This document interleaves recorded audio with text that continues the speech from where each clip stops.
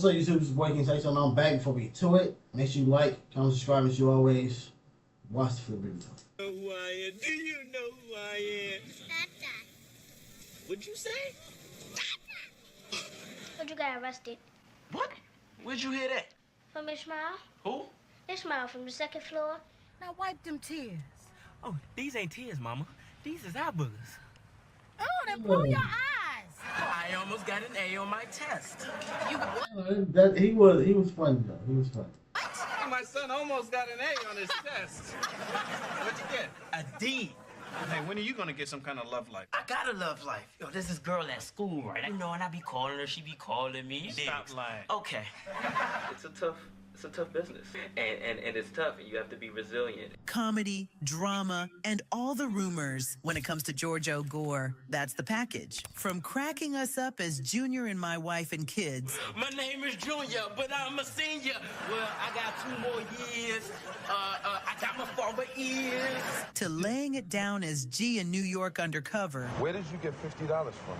Mr. Watson III. Ferry took me and Mommy to Aqueduct Racetrack last night. Oh, he did, huh? George is Hollywood's low-key icon. Born out in Fort Washington, Maryland, back in '82. Born in North Carolina, grew up in Maryland.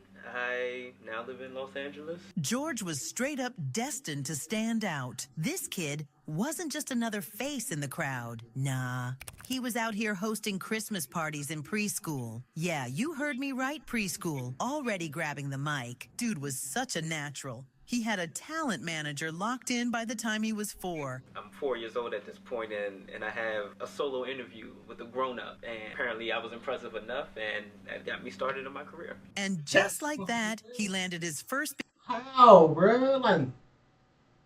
Like, I guess that's why the people say, like, you know, you gotta teach your kids, you know, teach them while they're young, so therefore when they start getting older, they already know how to, like, you know, talk and articulate certain things. big role, playing Brian in Juice back in '92. If Bishop calls up, he comes by. Tell him I ain't here. Why, don't you like Bishop anymore? Why you ask so many questions, man? Because I like Bishop. All at 9 years old. 2 years later, our guy made his TV debut, and Hollywood was shook. He made it official. George was a prodigy, no doubt, playing Gregory G. Williams in New York Undercover. Can't we just tell Trina we have to go? I thought you wanted to try out for the team. I do, but it's embarrassing getting beat by a girl that likes you. He snatched hearts for 41 episodes over 4 years. But this was just the warm-up. Eddie, Look, Eddie, they can't even get the ball. Come on, let me go to one place. the devil's advocate, Look, I'm not sure I'm making myself clear. Oh, yes. You need him? Speak with him? Show him your boots. Thugaboo, Diane Johnson, that mixed girl. Yep. Yo, I'm mixed. You ain't mixed. You confused. Dance Flick, Now wipe them tears. Oh, these ain't tears, Mama. These is eye boogers. Oh, then blow your eyes. George was everywhere, staying in the mix and keeping it fresh. Then came the game changer, My Wife and Kids. You need a brain transplant. And you need a brain transmission. Bye! 2001 to 2005? Man, those were straight-up glory years for George Gore. He snagged the main role in My Wife and Kids on ABC. And let's be real, he had the whole show on lock. Hey, when are you gonna get some kind of love life? I got a love life. Yo, there's this girl at school, right? You know, and I be calling her, she be calling me. Stop lying. Okay. Playing Michael Jr., that rap-loving, smart-mouthed character, he had folks glued to their TVs, laughing nonstop. Not to mention his comedic timing was unmatched. I don't care about wrestling or roly-poly-oly. I want to watch videos. Why? I've seen Britney Spears, and those aren't real either. For real, though, the show wouldn't have popped off the way it did without George. He was built for that All played their role, but it was mainly them two. role, no question. And he wasn't just making fans. The industry was taking notice, too, with 3 NAACP Image Award nods. This was also when Gore started exploring his versatility as a character behind the camera. It was basically where I grew up. You know, I started doing the show when I was 17. But he wasn't about to stay in just one lane. By 2004, George was ready to switch it up, trying his hand at directing. And when he got to direct the Outbreak episode... Can I have $25 back, please? Okay. Crazy. You knew he'd made it, but not everyone was feeling his shine. At just 22. This is the first time I directed. You directed? Yeah, I directed 2 episodes, yeah. Calling shots on one of the biggest sitcoms around had some folks straight up jealous, throwing shade and criticism his way. Think about it. George had the talent, the charm, the joke. This nigga said I ran. I can't even walk. This nigga dumb, bro. But was he really ready to take on directing one of the biggest sitcoms on TV? I mean, sure, he got his chance, but from what I've heard, there was mad drama on set. George liked to keep things low-key, but rumor has it there were big arguments going down, and producers even talked about cutting him loose. And let's be real, My Wife and Kids was his first big comedy gig. I almost got an A on my test.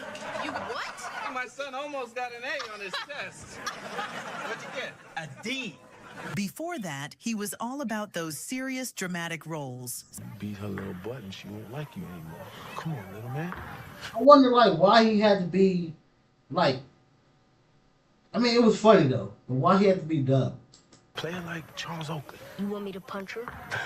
So maybe the producers just had a different idea of where they wanted to take the show, you know? And honestly, George was getting tired of playing the same character. Dude felt like they were holding him back, always pushing the comedy and never letting him dig deeper with the role. You know, it's the business of rejection. You hear no 100 times more than you hear yes. He was frustrated, and that just made things messier with the producers. And frankly speaking, it's kind of the reason why he just disappeared from the spotlight. Thugaboo. A head that big, everybody can read your mind. Yo, enough with the head jokes, all right? All right, I'll quit while I'm ahead. Dance flick. But you remember, you're blind. Not stupid. Okay, Mama. Second generation Wayans. Quit a job and won't return my phone calls.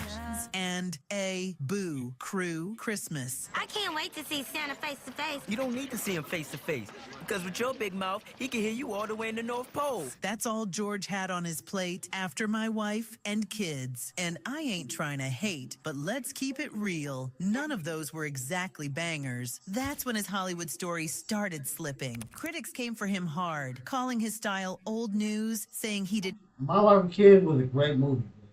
I mean, a great TV show.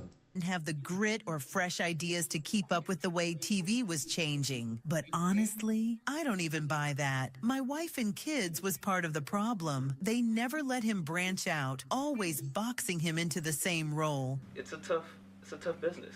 And it's tough, and you have to be resilient. Makes sense that he'd end up taking on some random projects after that, right? Dude was just trying to find his lane again. And yeah, maybe TV needed more than that sitcom vibe he was used to, but that whole transition was rough on him. He went from being the guy everyone knew to, well, kind of forgotten. So, yeah, there's that. Oh, and remember when cute little Junior started dating Vanessa? Sorry we're late, guys. Vanessa wanted to stop and see if we could locate the star I had named after her.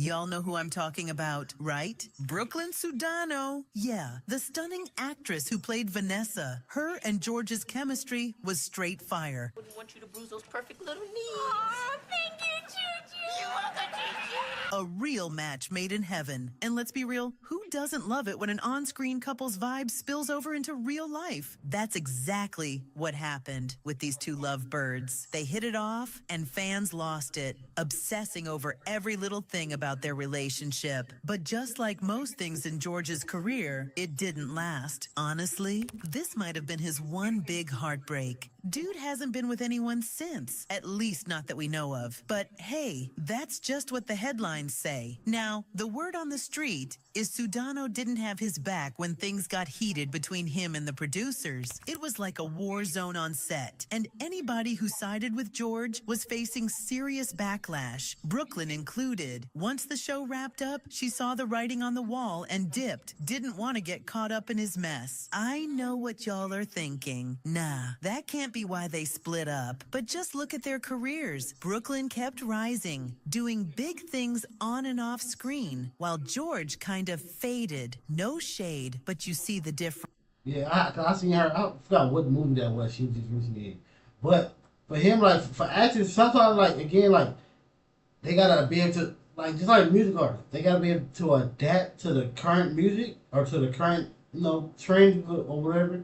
And then sometimes they gotta be able to take them certain roles and outshine the main person. Like if you're the co-star, like nigga, you gotta outshine that nigga. Make sure nigga that your line's hitting to every T. Like Or maybe, just maybe, George had issues with the ladies? I mean, people have talked about how he and his on-screen mom, Tisha Campbell, Going upstairs. Junior, baby. What is it? Junior's saying something really strange. were butting heads on set. Makes you wonder, right? I'm not going to lie. It's kind of frustrating how George is so low-key. I'm not the best at being recognized when I go out. I'm thankful for it. I'm a quiet guy. I like just being behind the scenes. For an actor with such a mysterious career, we want those juicy details, especially when you hear the whispers about his crazy encounters and spats with Tisha Campbell. Tisha Campbell and George Gore, too, didn't always have that perfect fam energy on the set of My Wife and Kids. Vanessa and I just got carried away.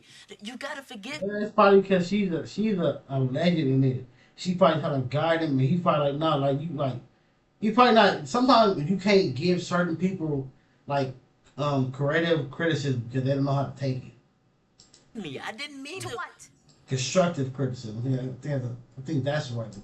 Get caught? Tisha was already a big deal. Came up from Martin and House Party, so she had experience for days. And when she felt like George's timing or delivery wasn't hitting right, she'd call him out right there in the middle of a scene. She wasn't shy about it either. Folks say she'd practically coach him on the spot. Now, George was younger, but he had his own vibe and didn't just sit back. But George was a clever boy and made sure to give back exactly what he got, calling Campbell's methods old and boring. Of course, there was no public fallout, and rightly so, because that wouldn't have been good for his acting career. Not like it would have made a difference, though, but I'm sure George couldn't care less. There's a reason why Gore looks so cool every time we see him on the screen. You know how many steps it takes to get to the school, right? Yes, Mama. Also remember how many licks it takes to get to the center of a Tootsie Pop. Let's take your stupid blind on. I mean, I sure as heck would look super fly if I had $2 million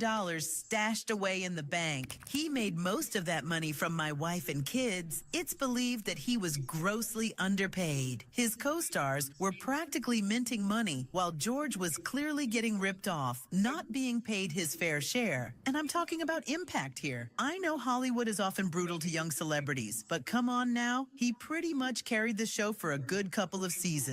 At the same time, it kind of sucks how he has nothing going on right now since he was such a vibe growing up. But yeah, I don't know about you. He probably ain't looking for nothing, or again, he's probably looking for certain roles that's not made for him. Everybody ain't made for everything. We gotta find a role that's gonna fit him perfectly, and then go up from there.